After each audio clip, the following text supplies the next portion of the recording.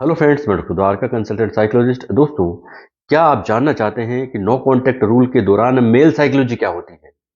वो अपने मन में क्या विचार रखता है स्त्रियों के लिए या अपनी एक्स महिला फ्रेंड के लिए? वो क्या सोचता है, किस तरह का बिहेव करता है, किस तरह की प्लानिंग करता है? क्या इसके लिए कोई स्टेप भी होते हैं?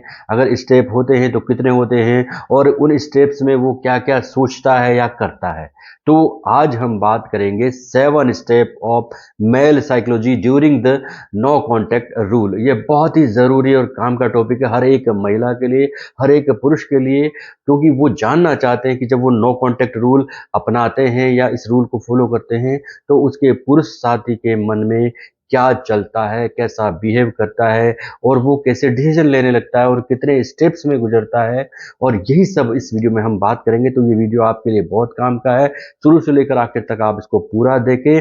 और दोस्तों, मेरी आपसे ये विनम्र रिक्वेस्ट है कि मेरे इस वीडियो को आप लाइक करें, शेयर करें, ताकि ऐसे महिलाओं को जो जिनका नो कांटेक्ट रूल में अपने पुरुष मित्र के साथ साथ छूट जाता है, परेशान होते हैं, वो निराश हताश होते हैं, तो वो अच्छे से समझ सके कि उनके पुरुष साथी के मन में क्या चल रहा है, क्या प्लानिंग वो कर रहे होंगे। तो ये वीडियो सभी के काम का है। और दोस्तों, मेरे इस चैनल को सब्सक्राइब जरूर करें, तभी मुझे कुछ न कुछ नया करने का, आपके लिए कुछ नई जानकारी लाने का एक मन होगा, मोटिवेशन मिलेगी। तो दोस्तों, हम बात करने जा रहे हैं कि 7 स्टेप्स कौन से हैं। तो दोस्तों, नो कांटेक्ट रूल में मेल साइकोलॉजी या मेल माइंड या पुरुष की जो मानसिकता है वो बहुत ही सरल होती है और आसानी से समझी जा सकती है।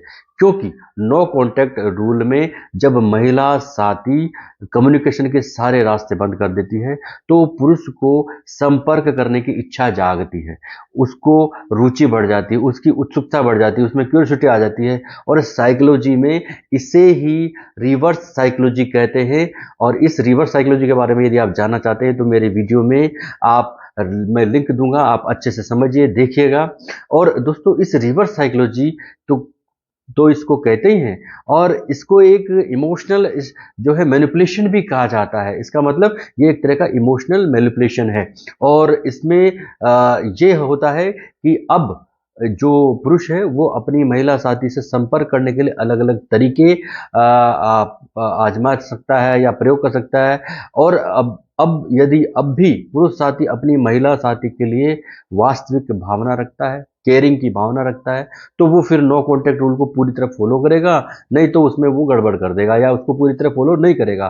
तो ये जो नो कांटेक्ट रूल है, इसमें जो पुरुष की मानसिकता होती है, उसके मन में जो विचार चलते हैं, उसके 7 स्टेप होते हैं। वो हम 1 to 1 डिस्कस करेंगे, तो ये वीडियो आप पूरा देखें। दोस्तों, स्टेप नंबर 1, अपने निर्णय पर विश्वास। ये पहला स्टेप।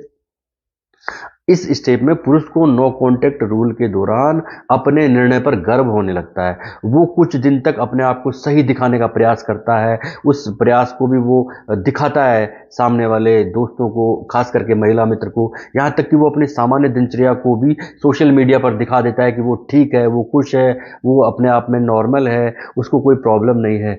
अब अगर महिला साथी इस तरह के जजमेंट से वो दुखी हो जाती है, पुरुष के इस जजमेंट से दुखी हो जाती है, निराश होती है, तो उसे वापस आने की कोशिश कर लेनी चाहिए। नो डाउट उसको पहले ही स्टेप में कोशिश कर लेनी चाहिए। और उसको ये नहीं सोचना चाहिए कि उसका जो पुरुष साथी है जिसने नो कांटेक्ट रूल को फॉलो करने की सोच ली है, वो भूल कर भी उसकी तरफ दौड़ आएगा, पैरों में गिर जाएगा या सॉरी कहेगा। ऐसा नहीं होगा, क्योंकि जो पुरुष नो कांटेक्ट रूल को फॉलो करता है वो बहुत कुछ सोच समझ के ऐसा करता है। तो वो एक आत्मविश्वासी व्यक्ति है।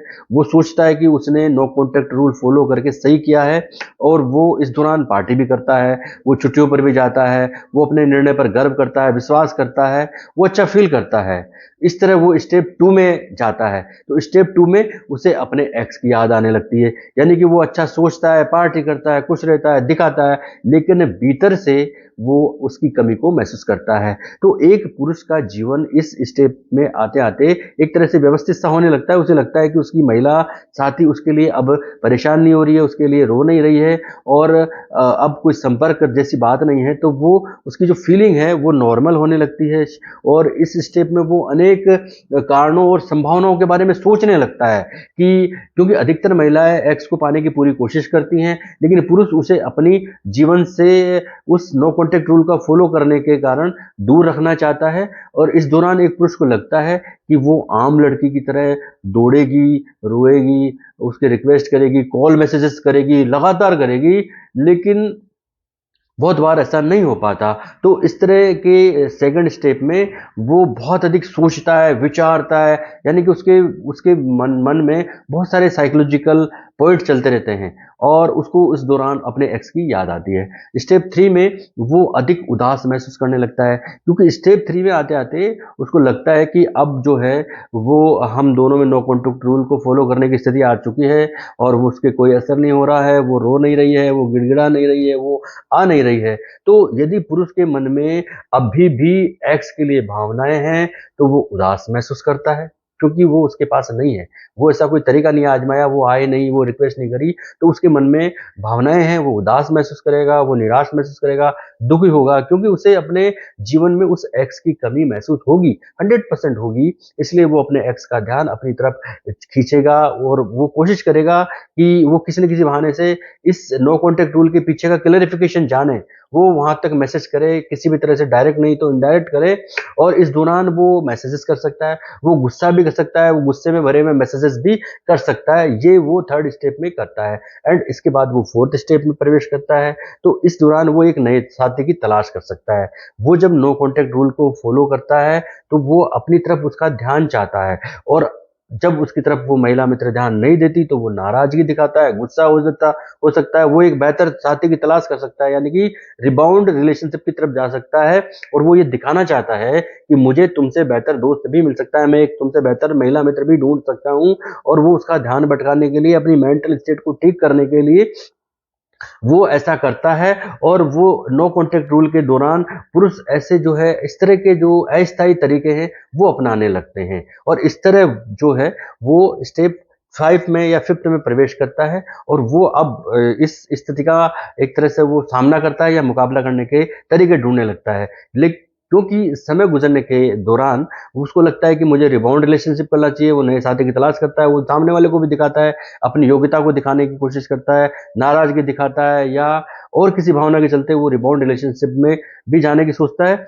और जब वो चला जाता है तो उसको लगता है कि रिबाउंड रिलेशनशिप उससे वो नहीं देगा जो वो चाहता है, और वो इस रिश्ते से खुश नहीं होता। अगर वो चला जाता है तो उसको लगता है कि वो इस रिश्ते से खुश नहीं हो रहा, उसको वो सब नहीं मिल रहा जो उसको उसकी एक्स से जो चीजें मिलती थी, जो भावनाएं, फीलिंग्स जो मिलती थी, वो उसको नहीं मिल रही। और वो अब भी उसकी परवाह करता है, वो रिश्ते में रिबाउंड रिलेशनशिप में है, लेकिन वो परवाह अपने एक्स की करता है, उसके खोने का दर्द उसके मन में होता है। और वो इसी स्टेप से वो स्टेप 6 में प्रवेश करता है, यानी कि वो सोचता है कि उसने क्या खोया। ये स्टेप 6 में आके उसको महसूस होता है।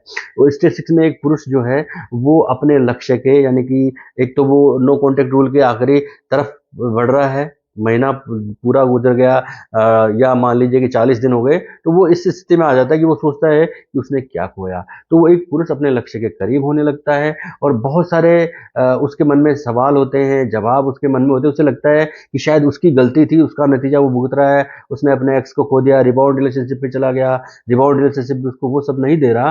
तो ऐसे विचारों की एक एक उसमें ओवर थिंकिंग की स्थिति आ जाती है, वो लगातार ओवर थिंकिंग करता है, और वो ऑप्शंस पर भी विचार करता है कि अब मुझे क्या करना चाहिए, अलग अलग ऑप्शन देता है। कभी कभी वो उसको अपनी गलती पर, अपनी मूर्खता पर भी रोना आता है, वो अपने आप पर निराश हो जाता है। और इस तरह वो स्टेप 7 में प्रवेश करता है। वो उम्मीद करता है कि स्टेप 7 में वो उम्मीद करता है कि उसकी महिला मित्र उसे संपर्क करेगी। उसको अपनी गलती का एहसास हो जाता है स्टेप 7 में। और वो अधिकांश पुरुष एक्चुअली होता है क्या, जिद्दी होते हैं, और जिद्दी जब होता है कोई व्यक्ति तो अपनी गलती को बहुत आराम से स्वीकार नहीं कर सकता, नहीं कर पाता। वो अपनी सोच को सही ठहराता है, अपने डिसीजन को सही ठहराता है, उसको अपने निर्णय पर ही विश्वास होता है, और उसको याद भले ही आए लेकिन वो अपने निर्णय को सही ठहराता है। इस दौरान जब उसकी महिला मित्र या एक्स जो महिला मित्र थी वो उससे संपर्क नहीं करती, तो इसका अर्थ यह हुआ कि उसकी महिला मित्र ने नो कॉन्टैक्ट रूल को पूरा फॉलो किया है, सही ढंग से यूज किया है, उसके रिजल्ट्स भी अच्छे आएंगे। लेकिन कभी कभी क्या होता है कि नो कॉन्टैक्ट रूल के आखिरी स्टेप में वो उसके बारे में सोचता है, और बहुत सारा सोचता है कि वो उसके जीवन में आ जाएगी। बहुत बार तो ऐसा होता है कि वो खुद चला जाता है, वहाँ आगे बढ़कर तुरंत चला जाता है, नो कॉन्टैक्ट रूल का टाइमिंग पूरा होने से पहले पहुंच जाता है। और कई बार वो इतना ज़िद्दी हो जाता है कि वो इंतज़ार करता है कि वो सामने जो उसकी महिला मित्र है वो खुद चल कर आए। तो ये कशमकश चलती है। इस दौरान कई बार रिश्ते बिगड़ जाते हैं और कई बार रिश्ते नॉर्मल एज इट इज़ रहते हैं, इसका कोई प्रॉफिट नहीं होता। और जो इस रूल को फॉलो करता है और पूरी तरह से फॉलो करता है, जैसे ही नो कॉन्टैक्ट रूल पूरा होता है उसको वो एकदम से उसके धमक नहीं पड़ता, पैरों में नहीं गिर पड़ता, उससे सवाल नहीं करता, कोई तरह की क्यूरीज नहीं करता कि और उस टॉपिक पर डिस्कस नहीं करता।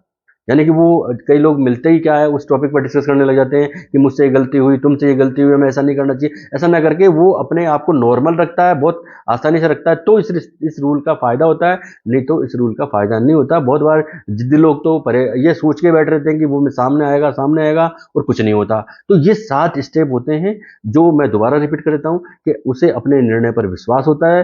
नियम वो स्टेप फर्स्ट में, स्टेप सेकंड में उसको अपने एक्स की याद आने लगती है, स्टेप थर्ड में वो अधिक उदासी महसूस करता है, निराश महसूस करता है, स्टेप फोर्थ में वो नए साथी की तलाश या रिबाउंड रिलेशनशिप की तरफ जाता है, स्टेप फिफ्थ में वो उस परिस्थिति से, उस सिचुएशन से लड़ने की तरीके, मुकाबला करने के तरीके ढूंढता है। स्टेप सिक्स में वो तरीके ढूंढता है या वो सोचता है कि उससे क्या गलती हुई, वो ऐसी स्थिति में क्यों आया, उसकी गलती कितनी है, सामने वाली गलती कितनी है, एक्सप्रेस उसकी महिला मित्र की कितनी है, तो सोचता है। और स्टेप 7 में आते आते वो उम्मीद करता है कि उसकी महिला मित्र उससे संपर्क कर लेगी या फिर वो खुद चला जाएगा। तो ये 7 स्टेप इस नो कॉन्टैक्ट रूल के दौरान गुजरते हैं। और ये जो बातें बताई ये उसके मन में या पुरुष मानसिकता उसकी हो जाती है, ऐसे एक्शन वो करता है, ऐसी प्रतिक्रियाएं देता है, ऐसा माहौल हो जाता है। और ये सब इस नो कॉन्टैक्ट रूल के 7 स्टेप जो पुरुष मानसिकता के वो होते हैं। और ये आप अच्छे से समझ लीजिए, इसको आराम से रिपीट करके देख लीजिए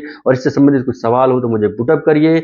इस नो कॉन्टैक्ट रूल को अगर आप समझेंगे, पूरा फॉलो करेंगे, तो आप न केवल आप अपने रिलेशन को बेटर कर पाएंगे बल्कि आप अपनी लाइफ से टॉक्सिक लोगों को भी दूर कर देंगे।